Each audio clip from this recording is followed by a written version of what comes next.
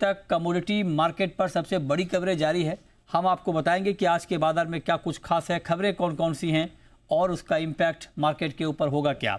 आज की चर्चा में हमारे साथ हैं Ajay Bhalutiya, general secretary all India rice exporters association के, दिलीप काबरा है श्री लक्ष्मी ट्रेडिंग के, बीरेन वकील हैं पैराडाइम कमोडिटी के और भाविक पटेल है ट्रेड बुल्स के। तो आप सभी का बहुत स्वागत है। लेकिन शुरुआत चावल की खबर से करते हैं और चावल को लेकर ताज़ा अपडेट ये है कि चावल का स्टॉक देश में 20 साल की ऊंचाई पर है। मतलब 20 साल में सबसे ज़्यादा स्टॉक इस वक्त चावल का देश में है और 1 जून तक 3.8 करोड़ टन का स्टॉक है। पिछले साल इस दौरान 3.2 करोड़ टन का चावल का स्टॉक था, तो उस लिहाज से बहुत बड़ा भंडारण है। भालोटिया जी हमारे साथ जुड़े हैं। सर बहुत स्वागत है आपका। ये जो 20 साल में सबसे ज़्यादा स्टॉक है चावल का, इसका क्या मतलब माने, क्या ओवर सप्लाई की स्थिति बनी हुई है? नमस्कार मृत्युंजय जी, बिल्कुल आपने ठीक कहा कि चावल का स्टॉक गवर्नमेंट ऑफ इंडिया के पास बहुत ज़्यादा है। बफर में जो 13.5 मिलियन का जो टारगेट है, उससे आज हम बात करते हैं तो 4 टाइम्स के लगभग हमारे पास स्टॉक इकट्ठा हो गया है। और अभी 21 मिलियन टन लगभग ऐसा चावल है जो मिलर्स के पास या पैडी फॉर्म में गवर्नमेंट के पास है, जिसका मिलिंग होके वो भी चावल गवर्नमेंट के पास वापस आना है। तो ओवर सप्लाई नेचुरली, क्योंकि कैश क्रॉप है और एक ये और गेहूं के साथ एक पैडी ऐसी कमोडिटी है जो एमएसपी पे खरीदी जाती है।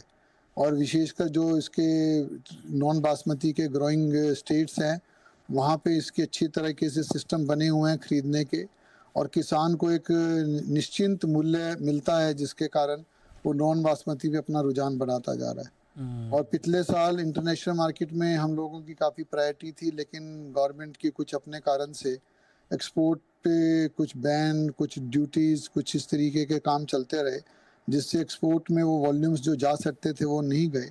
और आज ये स्थिति हो गई है कि सरकार के पास चावल रखने की स्टोरेज की स्पेस नहीं है, जिसके कारण से वो जो 21 मिलियन टन चावल आना है मिलर से या पैडी सेल होके ट्रांसफ़र होके मिलिंग होके आना है, तो गवर्नमेंट उसको लिंगर ऑन कर रही है। मतलब टाइम के हिसाब से वो टाइम ऑलरेडी हो चुका है। अच्छा। लेकिन लगता है कि अगले 3-4 महीने और गवर्नमेंट उसको लेने में लगा देगी। तो स्थिति काफ़ी गंभीर है।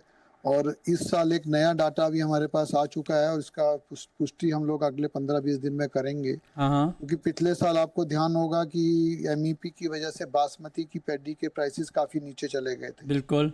लगभग 25 से 30% बासमती पैडी कम बिकी। तो किसान को आप समझते हैं कि किसान एक पिछले साल को अगले साल का एक वो मोनीटर मानता है, एक उसका स्टैंडर्ड मानता है कि पिछले साल मुझे कितना पैसा मिला बासमती से।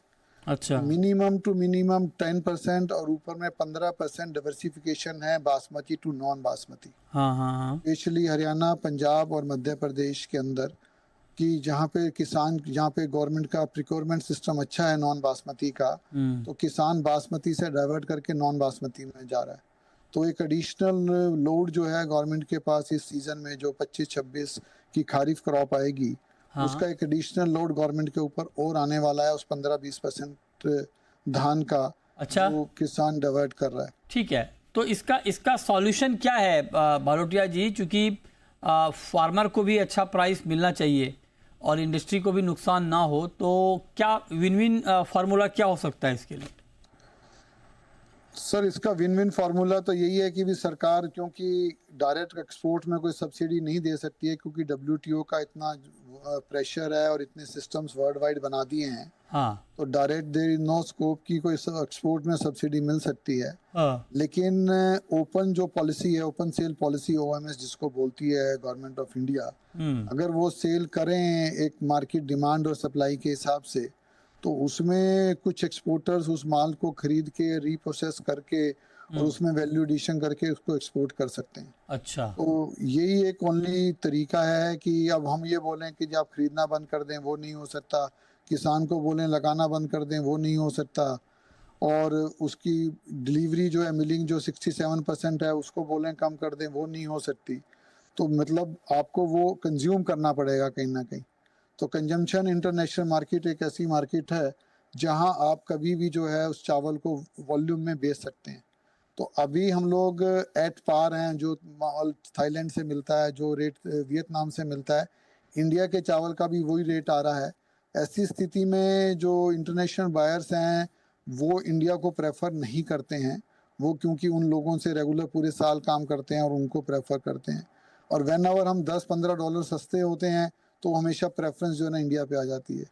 तो कोई बड़ा गैप नहीं है, सरकार को थोड़ा सा जो है नॉन बासमती के एक्सपोर्टर्स के साथ एक मीटिंग करके और इसको लोकल सेल्स के प्राइसेस को ठीक करके जिस से डिमांड निकल सके सेल करना चाहिए, नहीं तो आगे फार्मर की स्थिति काफ़ी गंभीर हो जाएगी।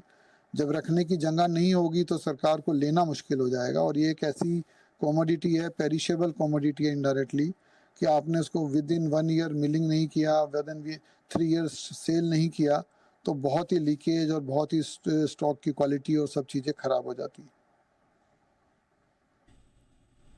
अच्छा, ठीक है। तो सर क्या मतलब जो ओवर सप्लाई जो अभी आपने बात बताई वो बहुत महत्वपूर्ण है, लेकिन क्या अभी चावल के दाम कुछ और घटने वाले हैं?